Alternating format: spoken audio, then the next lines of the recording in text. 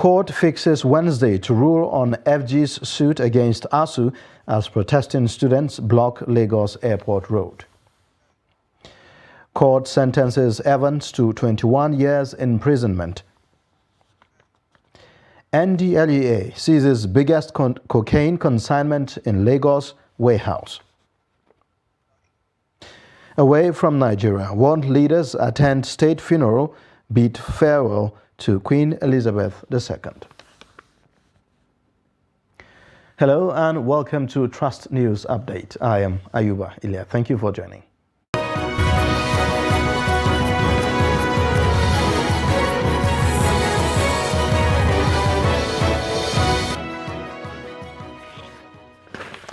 We begin with ASUU, where the Industrial Court has adjourned the interlocutory injunction ruling on the ongoing hearing of the government challenging the ongoing strike by the Academic Staff Union of Universities, ASUU, to 21st of September.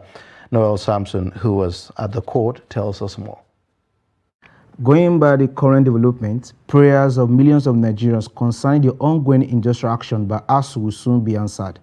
This was made known by the counsel to the federal government, where he stated the government will want the strike called off so that the students and lecturers can return back to school while court proceedings continue. As you know, when the case came up on Friday, last Friday, the Honorable Court made an order adjourning the hearing of the application by the federal government for an interlocutory injunction seeking to restrain the Academic Staff Union of Universities from continuing with the strike pending the hearing and determination of the referral made by the Honorable Minister of Labour and Employment. When the matter came up this morning, we informed the court that we are ready to go on with the application, the business of the day. However, the learned counsel for the ASUU said he had filed another application for a preliminary objection, which was served on us right in court at about 11 a.m. And we told the court that application was not ripe for hearing. What was ripe for hearing is the application for interlocutory injunction, and we argued along those lines, and the Honorable Court agreed with us. The counsel to ASUU, Femi Falana, who was also optimistic that the industrial action will come to an end, he said the readiness of President Muhammadu Buhari to meet with stakeholders and the invitation of ASUU by the lawmakers concerning the matter can be seen in a positive light. There are moves by the government to continue to explore an amicable resolution of this matter in the interest of the nation and in the interest of our children, as well as the lecturers who are affected by the strike. The leadership of the House of Representatives has invited the ASUU and other stakeholders to an urgent meeting in the National Assembly tomorrow. If the government will at least consider the interests of the students and the national interest. And we hope that the intervention of the House of Reps tomorrow will go a long way to addressing the issues that are still left. It is hoped that amicable solution will be reached and the 7-month strike will be a history. Noel Samson, Trust TV News, Abuja. Meanwhile, the National Association of Nigerian Students has blocked roads leading to the Murtala Muhammed International Airport, Ikeja, Lagos, causing vehicular gridlock. The mass action is in continuation of their protest against the ongoing industrial action by the Academic Staff Union of Universities. The students who defied the heavy downpour caused gridlock on the road leading to the airport, leaving many travelers stranded. Meanwhile, the Lagos State Police Command, RRS operatives, Lagos Airport Police Command, and other security agencies are on ground to avert breakdown of law and order. In the meantime, the House of Representatives and the Academic Staff Union of Universities have scheduled a meeting for Tuesday to dialogue on the 7-month-old strike. ASU is expected to submit a written presentation of its respective perspective on the matter to the House ahead of the meeting, which is at the instance of the Speaker, Femi Gbajabiamila, in an invitation letter to ASU President Emmanuel Oshodeke, said that the House was worried by the failed negotiations between the federal government and the union.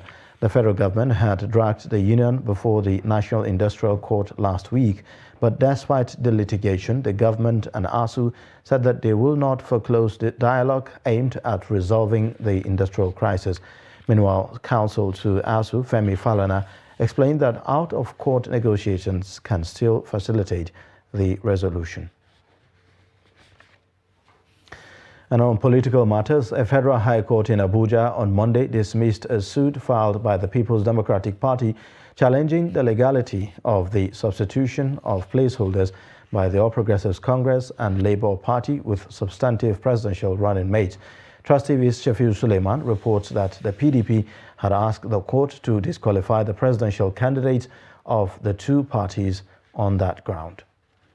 The People's Democratic Party had approached the court to determine whether the respondents, APC and Labour Party and their respective presidential candidates, contravened provisions of the Electoral Act by substituting their initial placeholders.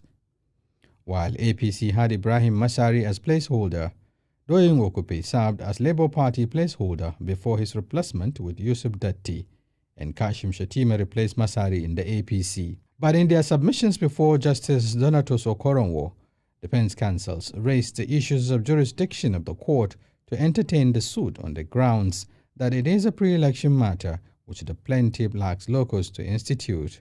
There is an evidence of a voluntary withdrawal of these candidates. So the court decided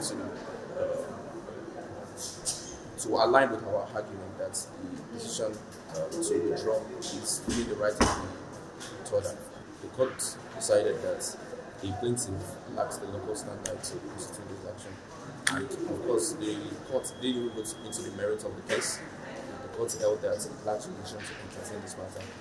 In his judgment, Justice Donatus Okoronwo held that the court lacks jurisdiction to grant the reliefs sought by the applicants, as he upheld the respondent's argument that the plaintiff actually lacked the locus to institute the case. The trial judge then dismissed the case for want of jurisdiction and a lack of locus standi on the part of the People's Democratic Party to institute the case. Shafiu Suleiman, Trust TV News, Abuja. As the nation counts down to the commencement of electioneering campaign, the Kaduna State Council of Imams and Ulama says it has no preferred candidate in the 2023 election in the state. The council, at a press briefing in Kaduna, told journalists that they will only go for the candidate who will promote peace and progress in the state. Bello Musa has more. The council says the briefing is to draw attention of its members on their role as heir to the teachings of Prophet Muhammad, peace be upon him, and also remain vigilant as the Kaduna State and the country is about to witness another campaign period.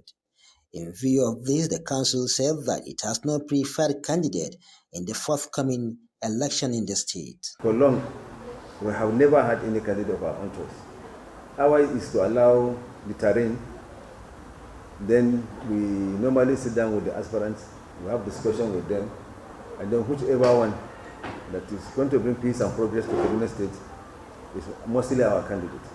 It also admonished members to be wary of certain politicians who want to cause disunity among members of the council. On this premise, the council is calling on all members to resist and desist any temptation by individual politicians or groups whose sole aim is to bring discomfort and ill feelings among members by way of disuniting and misinforming the members. Such adherents resort to getting members, resort to settling members with peanuts in order to win their sympathy, the severity of which is not of their own concern. The Council of Imams maintains that it is already planning an agenda towards 2023 election and will soon make its position public in the state. Bello Musa, Trust TV News, Kaduna. Justice Oluwatoyin Taiwo, sitting at the Ikeja Special Offences Court on Monday, convicted kidnap kingpin Chukwudumeme Owomama Dike, aka Evans, and his accomplice Victor Aduba, a dismissed soldier, guilty of criminal conspiracy, kidnapping and illegal possession of firearms. In a judgment that lasted for about an hour, the court sentenced Evans to a total of 52 years and the second defendant 26 years jail terms.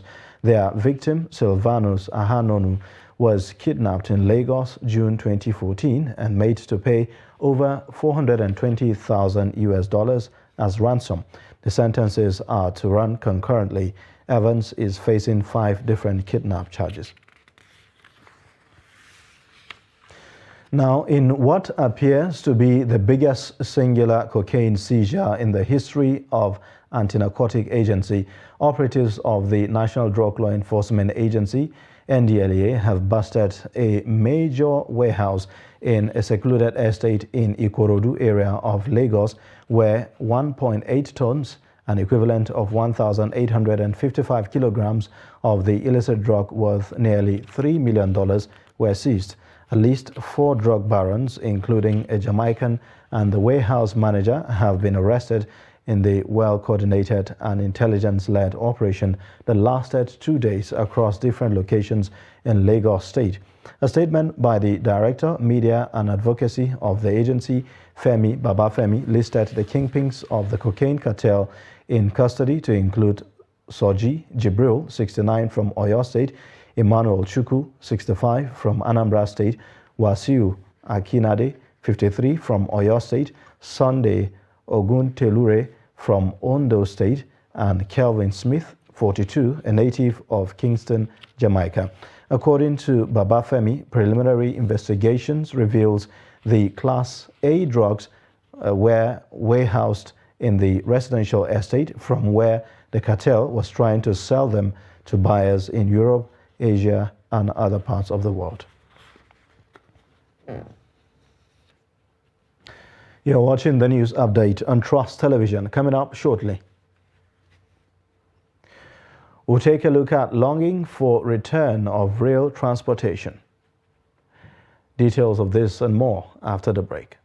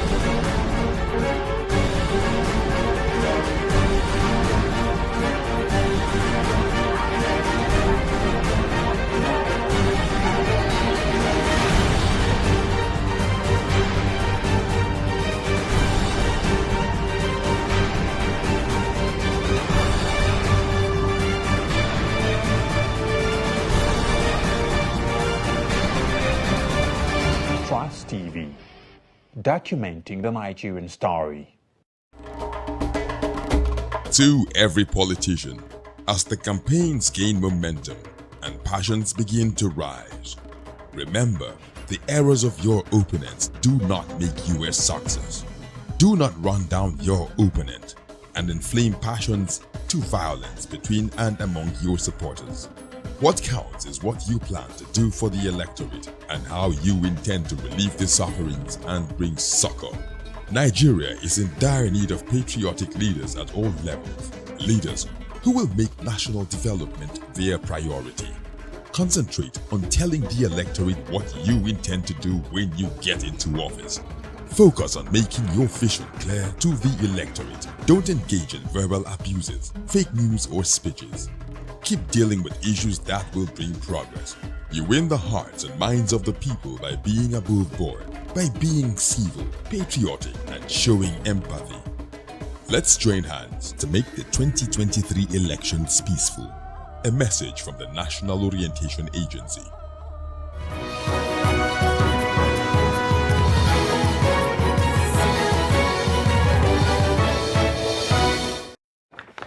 Welcome back. You're watching the news update on Trust Television. Here's a reminder of our top stories. Court fixes Wednesday to rule on FG's suit against ASU as protesting students block Lagos airport. Court sentences Evans to 21 years imprisonment. Elsewhere, a two-story building collapsed in Bukuru, Jos South local government area of Plateau State. Reports say that efforts are underway by men of fire service, Red Cross and State Emergency Management Agency trying to evacuate the debris and rescue life. Speaking to Trust TV, the head of Fire Service Plateau State and the owner of the collapsed building, Beatrice Moses Pam, gave an update on the incident. To the best of my knowledge, it contributed to the collapse of the building. Whoever wants to build a house should also visit the fire service in order to vet the building plan and also monitor the building as the building progresses. And once the building has been constructed, they should also allow fire service to carry out what we call fire risk assessment. I need the government assistance. Because for me now to raise that kind of amount to start any business now, I didn't have any source. I don't have any source. I don't know anywhere I can start.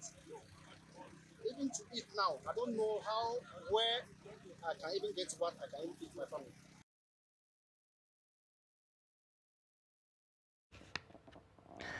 The Islamic Development Bank, ISDB, an international financial institution fostering economic development and social progress of member countries and Muslim communities, is seeking media partnership to help project the activities of the institution in Nigeria. This formed part of the deliberations during a courtesy visit to Media Trust Group, which it has identified as a reliable partner that will amplify its operations in the country. Trust TV's Aisha Salihu has more. Executives from the Islamic Development Bank acknowledged the institution's desire for a better media representation and collaboration, especially in Nigeria, being a member country. The financial institution says it focuses on financing humanitarian activities and special initiatives in 11 regional hubs, totaling 57 member countries across the world with particular interest in finance, education, health services, energy, transportation, water and urban sanitation, among others. See how we can better cooperate, how we can better work together and have partnership, long partnership, to make sure that what is being done in the bank, whether it is in Nigeria or in other member countries, it is, what you call it, projected here, and people know better what the Islamic Development Bank stands for. We need to showcase people that we are contributor to the socio-economic status. We are trying to give them opportunity for better chance to utilize the resources. In granting financial access to basic needs, the ISDB says energy is one major sector it hopes to harness in rural areas. Most of our member countries are underdeveloped, and when we talk about Nigeria, when we talk about energy, it's not just about the big energy projects. Sometimes we talk about the basic electricity for the some of the villages of the places they are out of energy. Admitting its strong presence in the Muslim communities of the country, representatives of Media Trust Group say it's open to collaboration with the bank in order to project the ideals of the institution through a mutually beneficial partnership. No media house that covers the north of Nigeria like us, because, and northern Nigeria is the dominant part of the Muslim community of Nigeria, so which means it's an important segment of the country that should know what Islamic Development Bank is doing. We have a program which though is commercial, which we call CCC, co-created content. So it's something that yourselves and ourselves will sit down, create the content. The ISDB, which works in accordance with the principles of Sharia, however, applies the needs assessment of member countries and non-Muslim communities to further drive its socio-economic development objectives. Aisha Salihu, Trust TV News, Abuja. Federal government has been called upon to revive the railway services in Maiduguri to boost economic development and affordable means of transportation. Now, Beatrice Krutzi reports that the railway station in Maiduguri stopped operation in 2009 due to conflict in the northeast. His report. This looks like a ghost house. Dust, debris, and spider webs clog the interior of the abandoned train coaches. The spacious yard where people used to gather with their luggage and merchandise now turned into a farmland. The Maiduguri train station was operating in the 60s until it was abandoned in 2009, with only few staff reporting to duty daily. During its functional days, Abaganaram community was a beehive of economic activities, and it was one of the cheapest, dependable, and well-organized mode of transportation across the country. Ali Usman, recalling his youth days when he boarded the train, said insurgency was responsible for the shutdown.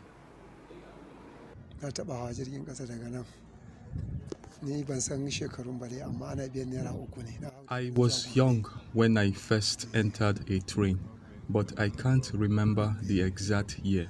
But I traveled to Gombe State. I went to complete an agreement with a friend there, and at that time the train transport fare is affordable and you travel to anywhere. But now that it's not working, lots of people are suffering. Our plea is, if the government can fix it, we will be happy, because the shutdown affected small businesses. What stops it is the change of government, and where I cannot say why the downfall of the road. I cannot. During the wars, during Boko Haram, that this area close from here to Gombe Gabada, no train. We expect that the federal government will revive the railway station for us, like some of the children haven't seen a train before, and it will pave way for import of goods from other states, which also make things easy for us. This can create job opportunities for youths. The cattle market, popularly known as Kasuan Shanu, experienced huge patronage in the 90s, where cattle dealers traveling by rail with huge luggage, merchandise, and products without fear made the city a principal trading hub for northeastern Nigeria.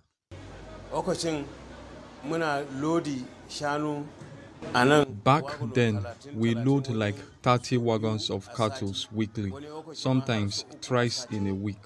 We also enjoy business those periods. And even the train workers make profit from us. Those days, we export cattle to Umuahia, Port Harcourt, and Enugu. We were sending to Lagos State, but later it cut off, and everything too has to stop for a very long time. The railway cuts beside Maiduguri flour mills straight through the heart of the city and cross behind Bulunkutu area and exits at Duwari. The residents said the impact this mode of transportation had days past was huge on the economic growth of the area. They said the Duwari endpoint is inaccessible because it is believed that Boko Haram terrorists still control the territory. Although federal government had already commenced reconstruction of the railway lines, it's yet to be completed. It is believed that the work will span from Port Harcourt via Aba, Enugu, Makurdi, Plateau, Bauchi, Yobe, and down to Maiduguri. Observers said although the delay has been due to the threat of insurgency and vandalism. When completed, it will change the economic landscape of the Northeast. Now, away from Nigeria, Britain bid farewell to Queen Elizabeth II on Monday at a state funeral attended by world leaders before a historic last ceremonial journey through the streets of London packed with sorrowful mourners. Huge crowds gathered to watch as the Queen's coffin was carried slowly to a gun carriage from Parliament's Westminster Hall, where it had lain in state since Wednesday. In his funeral sermon, Archbishop of Canterbury, Justin Welby, praised the Queen's life of duty and service to the UK and Commonwealth. The longest-serving monarch in British history died at Balmoral on her Scottish Highland retreat September 8th after a year of declining health.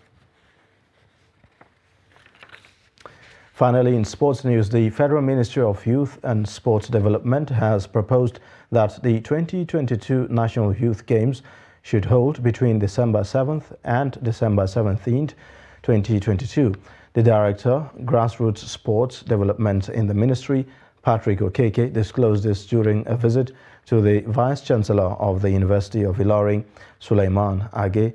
He said that the proposed dates were picked to make up for the time that had been lost due to other events on the national scene and to give the institution ample time to prepare.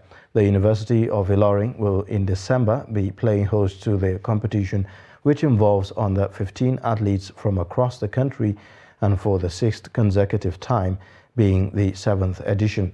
The University of Ilorin and the Federal Ministry of Youth and Sports Development had on October 11, 2017, signed an MOU to stage the Games in the university for 5 years. And that's a wrap on Trust News Update. You can watch more via all our social media platforms and also watch us live on YouTube. I am Ayuba Ilya. Thank you for watching.